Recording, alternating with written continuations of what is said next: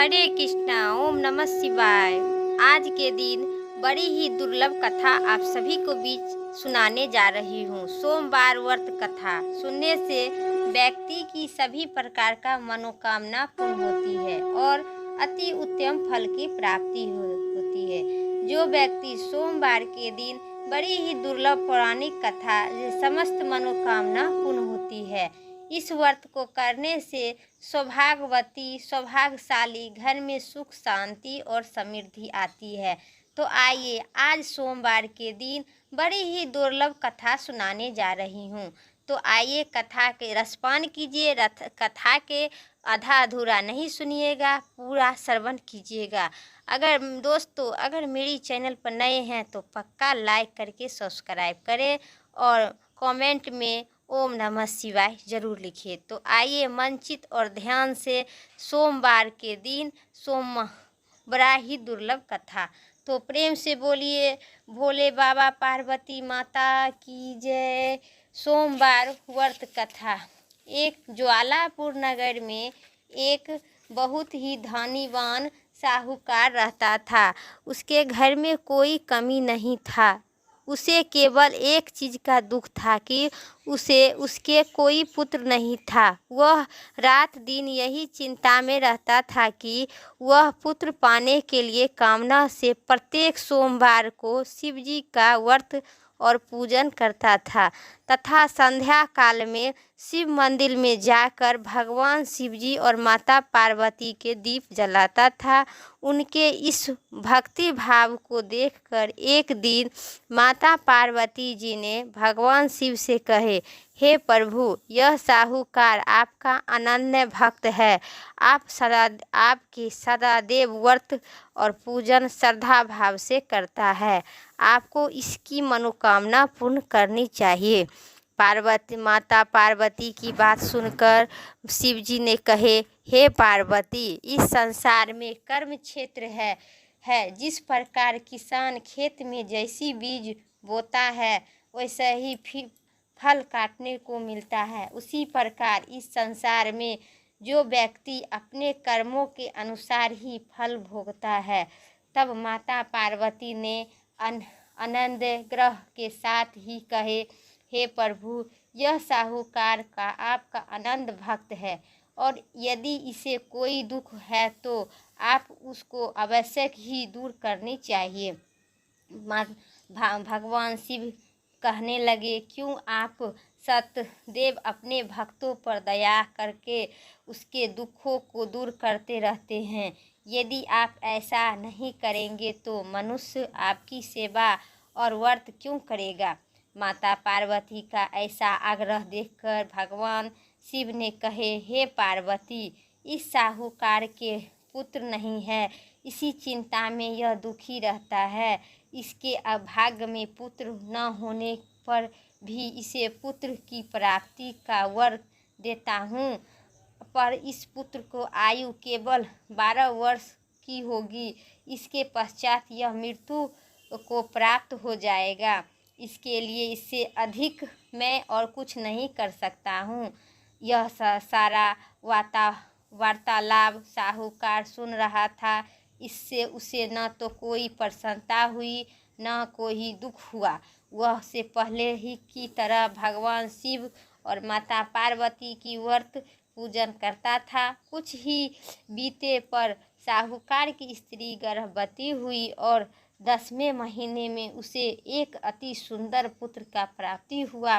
साहूकार के घर में बहुत ही सुख मनाई गई। साहूकार के निर्धनों तथा ब्राह्मणों को अन्य वस्त्र और दान देते इत्यादि करने लगा। उसने किसी को पुत्र की आयु के भेद नहीं बताया। जब वह बालक 11 वर्ष के हो गया तो उसे बालक की माता ने साहूकार से बालक के विवाह इत्यादि के लिए आग्रह किया, लेकिन साहूकार ने कहा कि अभी मैं इसका विवाह नहीं करूंगा, इसे पढ़ने के लिए काशीपुर भेजूंगा। फिर साहूकार ने अपने साले अथवा बालक के मामा को बुलाकर और उसे बहुत सा धन देकर कहा, तुम इस बालक को पढ़ने के लिए काशीपुर ले जाओ और रास्ते पे जिस स्थान पर रुको वहाँ यज्ञ तथा ब्राह्मणों को भोजन करवा दो, तब बाद में आगे जाना। दोनों मामा भांजा यज्ञ करते और ब्राह्मणों को दान करते हुए जा रहे थे। रास्ते में प्रताप नगर नामक एक शहर पड़ा। उस शहर में राजा की पुत्री का विवाह हो रहा था, इसलिए शहर में अच्छी तरह से सजाया गया था। दूसरे राजा का लड़का जो राजकुमारी के साथ विवाह के लिए बारात लेकर आया था, वह एक आँख से कन्हा था। उसका पिता ने इस बात से ही बहुत ही चिंतित थी कि कहीं वर के देखकर कन्या का माता पिता विवाह से इनकार न कर दे। इसलिए साहूकार के अति सुंदर बेटे को देखकर उसने मन में विचार किया कि क्यों न दरवाजे के सामने इसी लड़के को वर का बना ले जाए।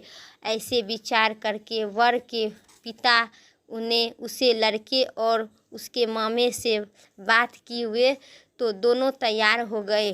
फिर उस लड़के को दूल्हे के कपड़े पहनाकर तथा घोड़ी पर चढ़ाकर दरवाजे पर ले गया और सारा कार्य संपन्न पूरा हो गया। फिर वह वर के पिता ने सोचा कि विवाह कार्य भी इसी लड़के से करा दिया जाए। तो ऐसा सोचकर उसने लड़के और लड़के का मामा से कहा, यदि आप फेरे और कन्यादान के काम को भी पूरा कर दे तो आपकी बड़ी ही कृपा होगी।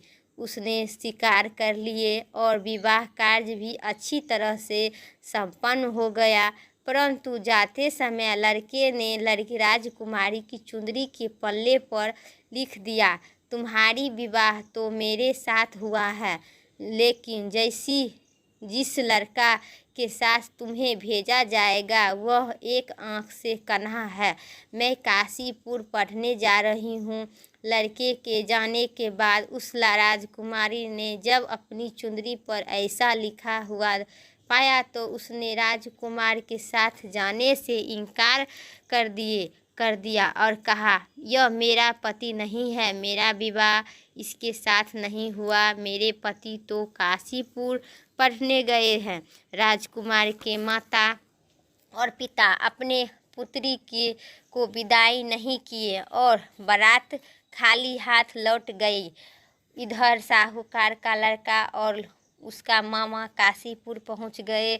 वहां जाकर उन्होंने यज्ञ करना और लड़के को पढ़ाना शुरू कर दिए। जब लड़के की आयु 12 वर्ष की हो गई तो उसकी मृत्यु के दिन आ गई। लड़के के मामा को इस बारे में कुछ नहीं पता था और पता नहीं था। उस दिन उन्होंने यज्ञ का आयोजन किया हुआ था कि लड़के ने अपने मामा से कहा, मामा जी आज मेरी तबीयत कुछ ठीक नहीं लग रहे हैं।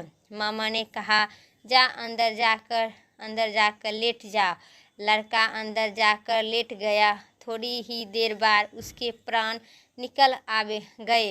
यज्ञ के बीच में जब उसके मामा ने आकर देखा तो मृत अवस्था में पड़ा था तो उसने बहुत दुख हुआ। उन्होंने यज्ञ का कार्य अधूरा रह जाने के डर से किसी से कुछ नहीं कहा और संयम से रखा। फिर यज्ञ का कार्य समाप्त कर ब्राह्मणों के चल जाने के बाद उसे रोना पीटना आरंभ कर दिए।